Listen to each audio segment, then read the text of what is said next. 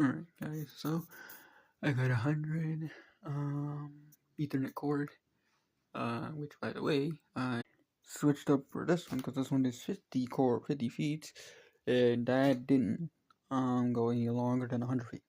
So I got 100 feet Ethernet.